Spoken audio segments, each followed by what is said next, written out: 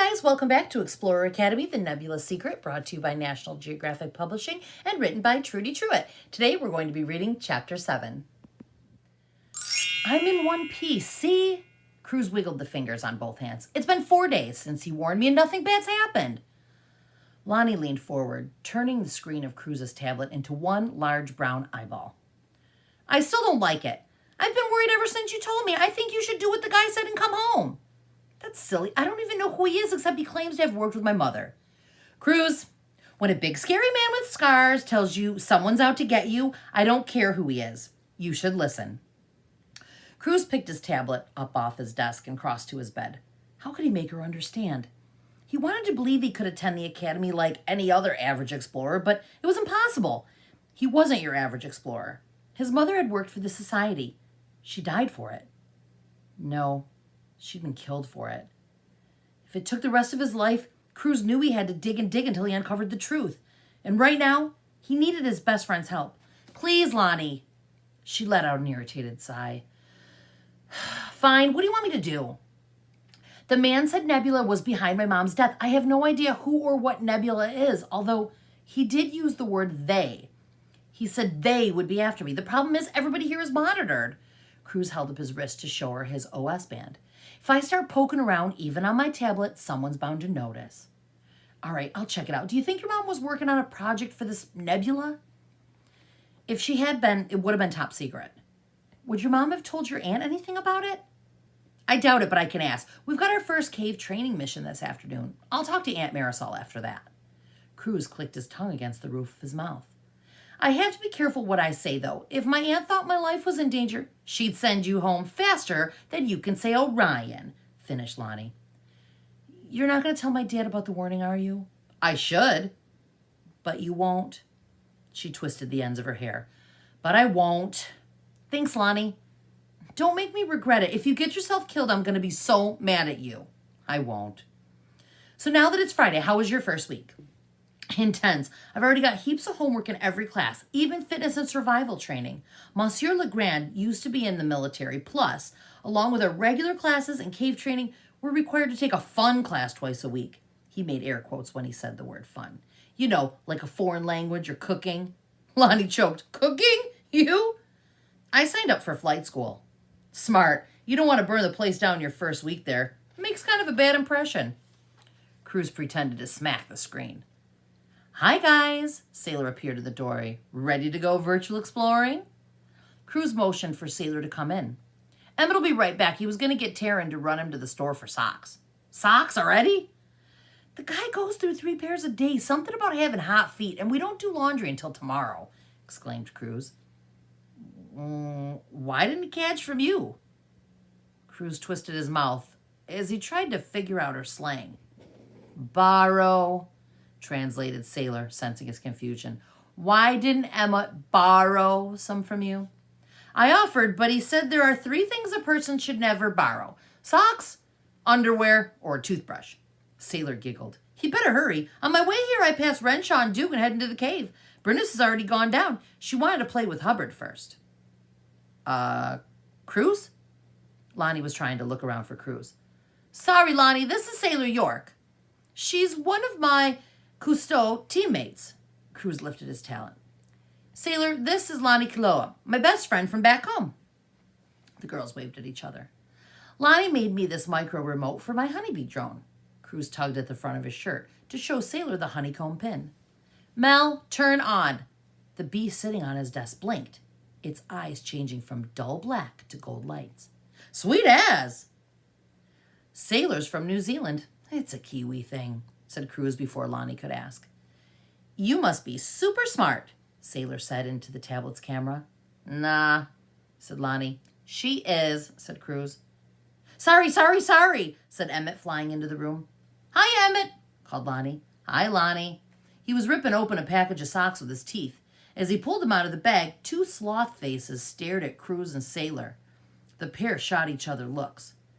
It's all they had, Emmett kicked off his shoes. Taryn didn't have time to take me to the store. I had to go to the museum gift shop. The mail icon was flashing on Cruz's tablet. It was a message from Dr. Gabriel. Technical issue at the main entrance to the cave. Meet at the north entrance instead. From your floor, take the back stairs to the basement, go left, then take the second right. Look for the silver door. I better go, Cruz said to Lonnie. Be careful, she said, and he promised he would. They said their goodbyes, and Cruz turned off Mel and set it on the windowsill. As Cruz and Sailor waited for Emmett, they read over their instructions again. The email from Dr. Gabriel told them to plan for the weather in the cave to be around 60 degrees and windy. They were directed to bring water bottles, their tablets, and to not enter the simulator until all team members were present. Let's jet, said Emmett, bouncing to his feet. Cruz grabbed his coat, water, and tablet, and they were off. Rushing down the back stairs, Cruz's pulse quickened. This is it. In a few minutes, he would be in the cave on his first Explorer Academy training mission. Once in the basement, the trio followed Dr. Gabriel's directions and easily found the silver door. A piece of paper was taped to it. Cave was scrawled on the page in red ink. Cruz waved his OS band in front of the security camera. The door didn't move. Yours must not be working, said Sailor, trying hers. Again, nothing. Maybe they forgot to give us security clearance at this entrance? Maybe, said Cruz, but it didn't seem likely. Something's wrong. Emmett stepped up to the door. Our bands won't work here. This isn't a standard security cam. Taking off his glasses, he got up on tiptoe to get close to the lens. This is an IBI system. Iris biometric identification? Cruz watched a thin red beam shoot out of the camera and scan Emmett's eyeball. Cruz knew the iris of the eye is like a fingerprint. No two are alike. The red beam shut off. The door didn't open. Putting on his glasses, Emmett flipped open the cover of his tablet. I'll pull up the campus map. Maybe we're at the wrong spot. We're gonna be late, moaned Sailor. It'll only take a minute. They heard footsteps in the hallway behind them. Cracker, cried Sailor. Finally, someone who can give us directions. Be right back. She hurried toward the sound. Cruz was tapping at his own tablet to retrieve the message from Dr. Gabriel. Maybe he got the directions wrong. I can't seem to log on. Me either. Emmett spun his screen. The server must be down, or maybe there's no Wi-Fi down here. Hey! A cry echoed through the hall. Cruz glanced at Emmett. What was that? I don't know. Suddenly, Sailor was barreling at them. Bad guy, run! Huh? She flew past them so fast, he felt a brisk breeze. Run! They heard the sharp smack of hard soles against marble and saw a figure charging their way. Exchanging shocked looks, Cruz and Emmett took right off after Sailor. They stayed on her tail through the maze of corridors, zipping right, then left, then right. Faster, Emmett! Cruz shouted as his roommate started to flag. The footsteps were gaining on them, and they sounded like boots. Could they be cowboy boots? Cruz saw Sailor up ahead. She was hanging out an open door. In here! She waved them inside and whipped the door shut behind them. The trio gasped for air. It smelled like ammonia. Next to him, Emmett's glasses began to emit a soft purple light, revealing that they had taken refuge in a janitorial supply closet. Cruz stared at the glowing frames. How do you... Shh! Sailor had her ear to the door. The steps slowed. They stopped right outside. This was it. They were going to get caught. Cruz fixed his gaze on the doorknob, his heart beating wildly as he watched and waited to see if it would turn. The footsteps were walking away. What happened back there? Emmett hissed to Sailor. I don't know. I started to ask this guy with a badge for directions, and he grabbed me. He started dragging me back down the hall. I kicked him in the shins as hard as I could, and I ran as fast as I bloody could. Was he wearing cowboy boots? Asked Cruz. I don't know. It all happened so fast. Could this be the same man who attacked Cruz in Honolulu, or the one who followed him to the airport? Maybe Lonnie was right. Maybe Cruz should have listened to the scarred man's warning. After several tense minutes of silence from the hall, which felt like hours to Cruz, Sailor said, I'll check to see if the coast is clear. She turned the doorknob. Crikey, it won't open! She jiggled it again. We're locked in! It's probably jammed, said Cruz. Let me try. Sailor stepped aside. Cruz twisted the knob while shoving his shoulder against the door, and it didn't budge. With a running start, Cruz threw himself against the door again. He bounced off. Pain shot through his shoulder. Ow! We're going to miss our training mission, said Sailor. This is turning into a disaster. Don't panic, said Emmett. I'm sure Professor Gabriel would let us reschedule. I'm not, moaned Cruz. Part of the training is following directions. If we don't get to the cave on time, we could fail the whole exercise. Fail? Croaked Sailor. We better call for help. Cruz pulled out his cell phone. He tried texting and calling Karen, but his attempts were rejected. He turned to his roommate. Emmett was shaking his head. No luck. We must be too far down to get a signal. This can't be happening, wailed Sailor. I've never failed anything in my life. Guys, I think we got bigger problems to worry about than our grade. Cruz couldn't imagine what could possibly be worse than being locked in a storage closet and missing their first training mission. What? I smell something, said Taylor, sniffing the air. Pickles. You guys smell pickles? Down here, cried Emmett, lowering his computer screen to illuminate the floor. Tendrils of smoke were curling up from under the door. Fire! Cried Sailor. The building's on fire! No, said Emmett, making a sour face. It's gas. By the yellow color and the pickle smell, I'd say either Kenzatrone or Furbenzogene. Get away from the door! As they stepped back, the yellow fog enveloped them. They began to cough. Cruz's eyes and throat were starting to burn. Coats! Give me your coats! gasped Sailor. Turning, Cruz held out his arm so she could pull the jacket off his back. Through the haze, he could see her stuffing their clothing between the bottom of the door and the floor. Stay low! Cried Emmett, his voice muffled by the sleeve he held against his mouth. Cruz sank to the floor. Pulling the top of his t-shirt over his chin, his fingers swept over a small, smooth bump. Mel! It was a long shot, to be sure.